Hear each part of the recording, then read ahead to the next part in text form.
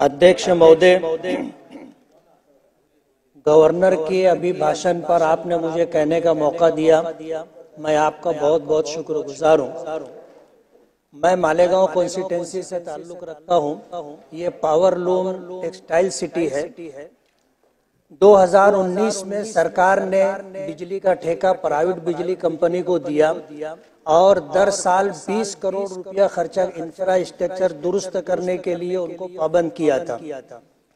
लेकिन ये प्राइवेट बिजली कंपनी हर साल 20 करोड़ रुपया खर्चा करती, इंफ्रास्ट्रक्चर को दुरुस्त करती, नए ट्रांसफार्मर लगाती, जूने कंडक्टर को चेंज करती, ओवरलोड ट्रांसफर की जगह ट्रांसफार्मर की जगह बड़ा ट्रांसफार्मर लगाती है। सब कुछ न करते हुए कंपनी अपना काम कर रही है, जिसकी वजह से मालेगांव बुनकरों को, कारखानेदारों को बहुत तकलीफ है।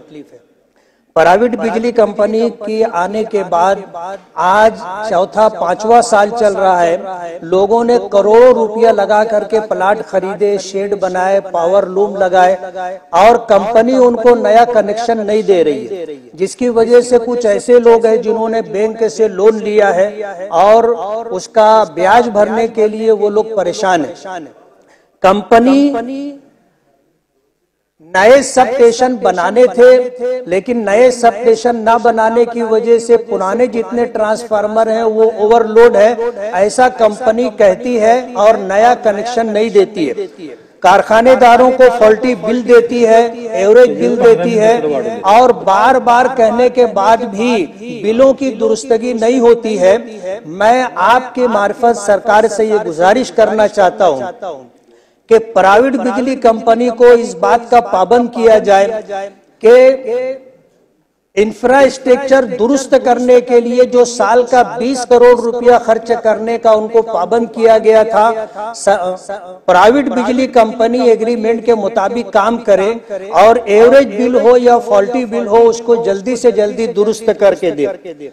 मेरी दूसरी गुजारिश आपके जरिए से ये है कि मालेगांव शहर पावरलूम मजदूरों का शहर है। 67% से ज्यादा लोग झोपड़पट्टियों में रहते हैं, जिनको मूलभूत सुविधा भी नहीं मिलती है। मजदूरों का शहर होने की वजह से आज सूरत हाल ऐसी है कि वहां पर लोग लाइन ऑर्डर को लेकर के परेशान है। मैंने सरकार से मांग की थी कि कमिश्नरेट डिक्लेयर किया जाए और वहां पर जो है आयुक्त तो दिया जाए, ताकि समाज कंटक और समाज गुंडा अनासिर को जो तड़ी पार का ऑर्डर दिया जाता है उसके मुताबिक उनको तड़ी पार किया जाए। और शहर में हर महीना 2 महीने पर फायरिंग होती है और इसमें लोग जख्मी होते हैं।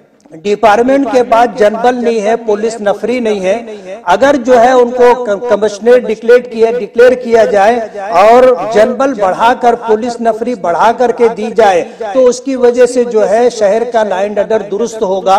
डिपार्टमेंट चाहने के बावजूद भी बहुत कुछ करने से इसलिए कासिर है कि उनके पास पुलिस नफरी कम है। मेरा आखिरी विषय साहब 1 मिनट मुझे, मालेगांव टेक्सटाइल सिटी होने की वजह से पिछले दिनों चंद्रकांत दादा पाटिल साहब ने एक जायजा कमेटी बनाई थी 7 नफरी और उसमें आउटर के, हमारे मालेगांव आउटर के मिनिस्टर दादा भुसे साहब को सदर बनाया था। कमेटी ने पूरे महाराष्ट्र में जितने टेक्सटाइल मराकिज हैं सब जगह जाकर सर्वे किया और सरकार को अपनी रिपोर्ट दी। सरकार ने यह फैसला लिया कि 27 HP से कम जो पावर लूम बिजली कंज्यूमर हैं उनको सब्सिडी में 1 रुपया और उसके ऊपर 75 पैसे का इजाफा, लेकिन उसके लिए ऑनलाइन रजिस्ट्रेशन की शर्त रखी है। और ये कंडीशन इतनी सख्त है कि जिसकी वजह से हजारों कंज्यूमर हैं, लेकिन अब तक उसमें से सिर्फ 60 लोगों ने जो है